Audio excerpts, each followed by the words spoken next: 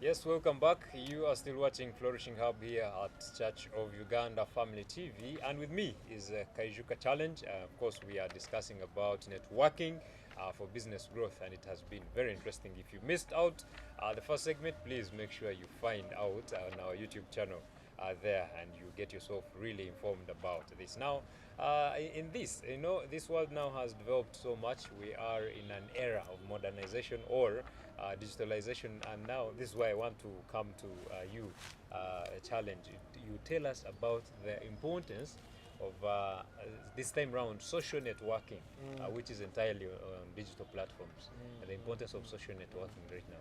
Mm. Yes, so we're now living in a digital age where uh, most of the time is spent on the phone. On the phone, yes. When most people, when they wake up, Mm. the first thing they The do first thing is check their WhatsApp or sure. that kind of thing, their status. So it's now imperative that if you are targeting people, you're most likely going to get them on the phone. On the phone, sure. Now, and of course, like depending on your business model, if it's a business to consumer, where, like I said, you're dealing with things like cosmetics, things like food, confectionery, you know, gadgets, that kind of line of business, Yes. you're most likely going to be able to get them on social media. social media. So now you need to make sure because even when people are moving in a taxi, if you pay attention, they're on the phone. Yeah, on the phone. People no longer buy print media as much. No, not much. Yeah. Since it's getting outdated. Um, so except for the people above maybe a certain age group. So you need to know which social platform to also target, because there are quite a number now. So there are certain businesses that will gain traction on TikTok, and there are those which will get traction. I don't know if people still use Facebook. Yeah, But somehow. yes, yes, yes. So and then there are those that really work well on Instagram. Sure. And then for corporates, for business owners, business leaders, LinkedIn is a very good platform to be on. So depending on what you're doing and if you're a consultant, LinkedIn will definitely be a platform for you to make sure you're part of. If you're dealing with end user consumers, then and the youth, then you'll definitely find them on TikTok and Instagram, Snapchat, yeah, things like that. Yes. Okay.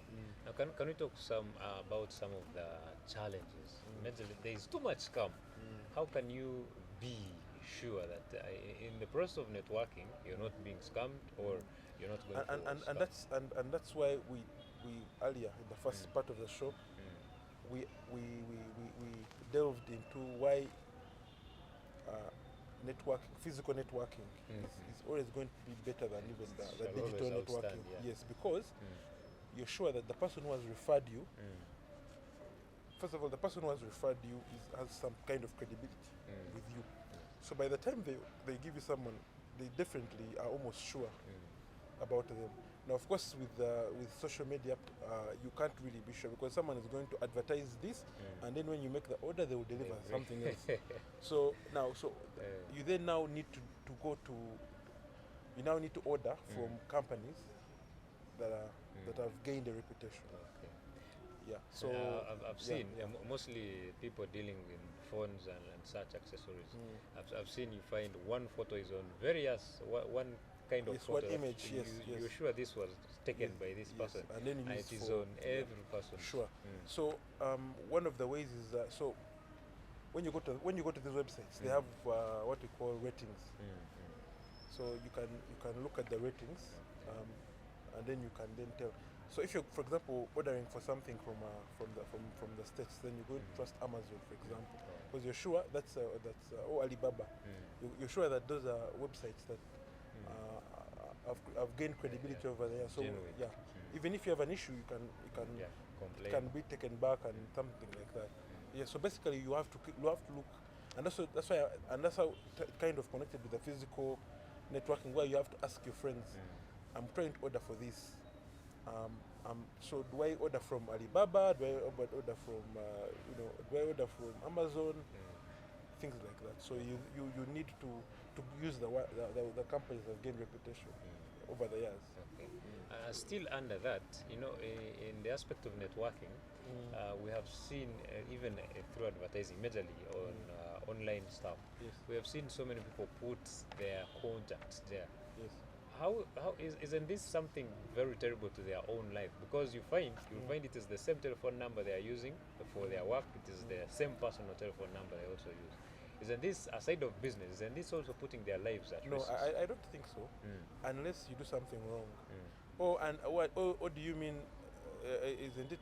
And their risk of maybe being scammed by other people because they have their contacts. Exactly. Probably, I don't know, but on the side of terms of endangering their lives physically, I don't think so, because as long as they don't scam people, Okay. I wouldn't see any problem. Perhaps they could. Usually, what's what's professional is to have a telephone contact that is for the business, not for the Not for a individual. person, yeah. Yes. Yeah. Okay. Now I understand you told us about BNI. You've told us about Rotary. How important are such gatherings or meetings in networking and business growth? Yes. So, like I said, this is a confluence of people from different backgrounds, different industries, and there are even others. There are others. So the other day, someone was telling me about something called Toastmasters. I have not even been there yet. There are so many networking groups. Okay. Also, there are, without complicating things, because some people may not have the interest or time to join, say, Rotary or BNI. I mean, we have viewers who are, let's say, up country, and BNI is coming, but it's not just reached, let's say, out of. So Entebbe is launching. Okay. Entebbe is about to launch. Then we're looking at Wakiso, Jinja, and Barara, like that. But before it comes, as BNI, there you have church, you have fellowship, you have circle groups. I wanted to emphasize on circles. Circles are a good way of networking, because they also bring people from different backgrounds and different businesses. And the advantage with circles is that they even have a financial element to them, because if you're a member of a circle, a group, or a chivina, and you have a business, you can pull. So crowdfunding is also one of the ways. Remember when I talked about not mining about capital? You can actually, one of the ways of raising capital through crowdfunding, which is nowadays from circles. And I'm not talking about these government's free schemes of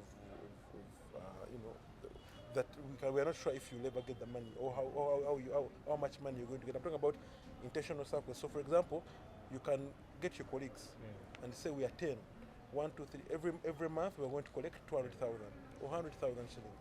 That's a million shillings if we are 10. If it's 100,000, and then we say, okay, you have a small bakery, you have a Rolex stand, you have a shop, you sell jewelry, and we say, okay, this month when we collect 1 million, we shall give it to this person. You buy stock. The other month we'll give it to the person of the Rolex stand, so maybe you can buy a bigger sigiri or whatever. So it is through the circle, those groups that you can do crowdfunding and benefit from them. Yes. So the first networking can be amongst yourselves. Then it goes, like I said, to your family. Then it goes to your church. Yes. Then these other things like Rotary or BNI can always be addition. Otherwise, it's about people. Yes. Okay. How do I measure the effectiveness of my networking? Yes. The effectiveness of your networking is usually measured. So for me, what I usually do is every 6 months I say from the Rotary fraternity, how much business have I gotten? Okay. Although it's not like what takes us there. So for us, it's so Rotary is about giving to the community. We meet. We usually have projects. As you serve, you get to meet people, because, like I said, all these people are leaders, leaders in different organizations and so on and so forth. So usually every 6 months you can say, hey, by the way, as a result of being within this fraternity, I made this. But in BNI, for example, we have a tracker, because every business you receive as a referral from a fellow BNI member, is tracked. Oh. So I have an app which, for example, I will show you, which will show how much business I've been able to. Like ours is intentional, really. BNI is very unique in terms of business development, because for it, it's purely about giving others business, and that one is tracked. These others are not tracked. But as an individual, you can say, because why that question is important is because sometimes if you're not too careful, you'll find yourself spending a lot of time and money in these networking things, and you'll find yourself it now becomes counterproductive. Yeah, because now you're spending. So now, because the time you're spending, this side is time you're losing maybe with the family. You have to balance. It is time that you would probably be taking an extra course, like I talked about skills. Because now the advantage is that there are very many online courses, and they are free. You can learn how to do data analytics. That can also make you money. But you have to be able to balance if you're spending too much time networking. Yeah, so it's about, after 6 months, you do a SWOT analysis, and then you say, okay, so if I've been, say, this group in this period of 6 months, has it been beneficial? And sometimes networking, by the way, is not necessarily about making money or getting business. It's just about learning, because the people you meet there, and they teach you every day. You learn something new, and it could be through a conversation. Yeah. So you need. So there are very many parameters you're monitoring. One is business coming in. Two, what have I learned? Three, whom have I met? You may meet someone who will be of help. In future. So yeah, those are some of the 3 ways. Okay. You did talk about being intentional in BNI. Can I say the issue of just networking? Yes. How do you sideline yourself as a person? How can you sideline yourself from networking with just anyone? And get these people that will, of course, help what you want to achieve, maybe like business growth and all that. So first of all, in life generally, you've got to know what you want, and you've got to know what will take you there to what you want. And we all know that for you to go somewhere, you need to hang with like-minded people, or you need to be with like-minded people, or you need to look for like-minded people. So you need to make sure that whatever it is, whichever forum or environment you've chosen to network with, of course we know that association determines elevation. So whom you associate with, most times, will determine how far you go. So you need to be, okay, in my case, intentional, in the sense that now me, I usually hang around much older people than me, because one, you learn a lot. I've been able to learn a lot from them. Two, they are the ones who actually have give out these opportunities. So you need to be strategic in how you in who you hang around with. If you hang around, there is a saying, tell me who your friends are and I'll tell you who you are. So if you hang around people who won't help you, then definitely you're not going to get any results. So, like I said, now personally, I decided to join BNI. I just joined at the end of December last year. It's a short time, but there's a lot that I've been able to gain. Because I was told that there's this thing, it's for business owners, and when you join it, you'll be able to first of all learn, meet different people, and grow your business. So that's one example. So if, for example, you want to become, let's say, you're a coffee farmer, there are a coffee farmer, poultry farmer, there are associations, there are groups of people whom you have to hang around with, whom you have to interact with. They are there. They are associations. So when you're around them, then you're able to get more knowledge and more opportunities. So it's about you knowing where you lie, where you want to go, and then look for those people who take you there. Yeah. So just be intentional about what sector you're in. In every sector there are always groups. So go and look for those groups. Those groups will be able to take you to other people, and then introduce you to suppliers, give you credit lines, things like that. Yeah. Okay, very interesting. And now, what strategies can be used to maintain and strengthen these networks people do make for over time, to make sure your network is around for long? Yes. So the answer to that is building relationships. You've got to be able to build and maintain relationships. it doesn't stop at getting to meet you today. You've got to be able to follow up, get to know the person, visit them, do what we call one-to-one with them. If they live in Chengera and you live in Entebbe, get time and go to Chengera. If their business is in Kotido, get time and drive to Kotido, take a bus to Kotido, learn. That way you're investing in the relationship, because anyone whose relationship is vested in, they're able to remember you, because there you're planting like a seed. So one of the ways of maintaining these networks is through building relationships. Visit them, get to know them better, get to know their family better, and them vice versa, and that is basically one of the ways you're able to maintain and grow. Yes. Is there a difference between networking and relationships? I think one is a subsection of the other. So once you get to meet someone, you have to have met them before you develop a relationship with them. So like today, I've been able to meet you for my first time. So after meeting you for my first time, it is in our both interests for us to keep in touch. And keeping in touch, it could be a phone call, it could be a text message. We talked about social media. If I see your status, I comment, that kind of thing. If you tell me that this is where you stay and I happen to be that side of town, I could say, are you around? Having lunch together or coffee, things like that. Okay. So how does networking differ in different industries, and specifically maybe in your sector? How does it work?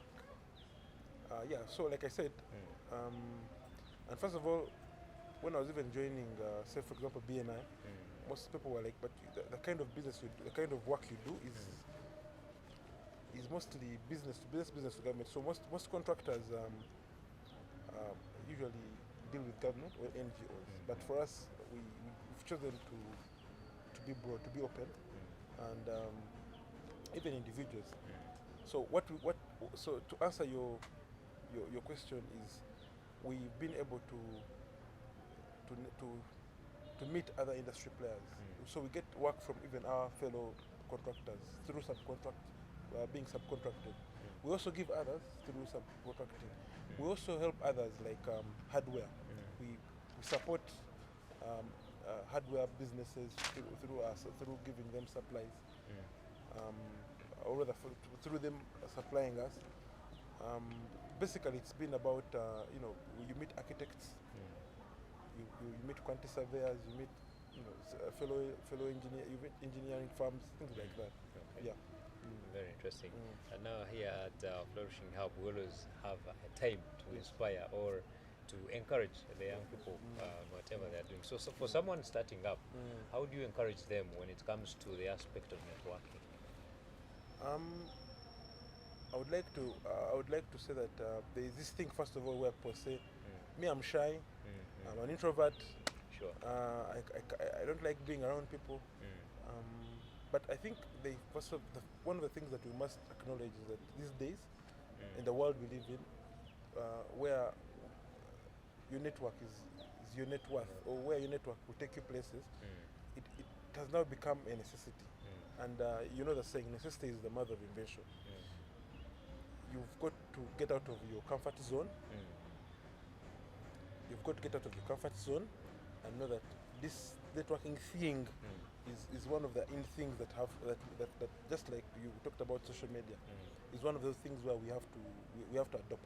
So I would like to encourage them to be confident and get out of their shells and begin by making friends, talking about what they do in their small groups, family, and eventually they will get comfortable with it. Yeah, so they just have to be confident and believe in it. Yeah. And now people do believe somehow, somewhere, some people just start up things, and maybe if it is like someone has started up a shop, they'll just sit in the shop and start working, like without maybe informing people, like just setting up business and you start working. Yeah. Now, like I said, the world has evolved. The population has increased. There are so many people doing the same business. Oh, yes. The competition is high. you've got to look for how you differentiate yourself from the rest. One, like I said, whatever you're selling must be of high quality. The fabric. Two, you've got to make sure now, like you've given an example of someone selling clothes. Those would gain a lot from the social media platform, right? Okay. So that's one of the ways. Three, they, like I said, when if you sell clothes, when you have an opportunity to talk to a group of people, talk about it. But also fourthly, the world has changed in such a way that, like I said, there are so many people doing the same thing, and you can no longer rely on walk-ins. You can no longer rely on people walking into your office. 80% of the sales, for example, that we have where we sell the blocks and the pavers are people that are in, they are, in Tebe, they are Wakiso, they don't even know other places. Why? Because of networking. So even a person who's selling shoes, selling clothes, selling gadgets, you've got to, on top of the social media networking, you've got to be able to tell your friends and family what you do, your colleagues, your hobbies. So they need to be able to do what we call outbound marketing. They've got to go out there and talk about themselves. They've got to go out there and push, because people may not necessarily walk in anymore. They've got to improvise with things like distribution, have delivery systems, because nowadays people want to be able to receive items at the comfort of their homes. Someone wants to order, let's say for a pair of shoes or shirts, and you as a shop owner should put in place mechanisms to have your delivery guys take them there, so that the customer, remember I talked about customer experience, so that the customer, from the time they order to the time they receive the goods or the products, are happy. And indeed they get what they ordered for the right size. If the size is wrong, you must be able to replace. Yes, things like that. I see we would have gone very far, but time is cutting us short. And maybe you can give us your last remarks in regards to the discussion. Yeah, my last remarks are that that the world is out there for us to achieve. I would like to encourage every entrepreneur out there to believe in themselves. You've got to begin by being passionate about what you do, because when things get hard, as they will always do, it's that passion that keeps you going, and to persevere. When you persevere, every time you persevere and keep doing it and keep pushing, you definitely always make it. If and in regards to networking, look for the nearest people around you. It could be your family, your friends, it could be your hobbies, it could be your church, and start talking about what you do. And when they do give you an opportunity, when life gives you lemons, you make lemonade. So when you do get a chance, make sure you maximize it, and always treat every customer like they were your first customer. Always put in that effort and attention that you did when you're beginning. Sometimes when people arrive, when people think they've arrived or they've grown, they tend to forget how they got there. So that's what I would like to encourage everyone to be consistent. Oh, wow. Yeah. Consistency indeed. Thank you so much. He is Mr. Challenge Kaijuko, and of course he has given us very interesting insights in today's discussion. I hope you, as a young person or someone who is starting up, you've gained so much, but also someone who is already there. Things to do with networking need each and every person. So I hope you have really made use of this discussion, and I want to appreciate really that you have joined us here today. Well, Young and Flourishing powers us, but also do not forget to reach out to Namirembe Guest House, $1 million view at the top of Namirembe Hill. My name is Luke Majumba Alnaitwe, and I want to wish you a lovely day.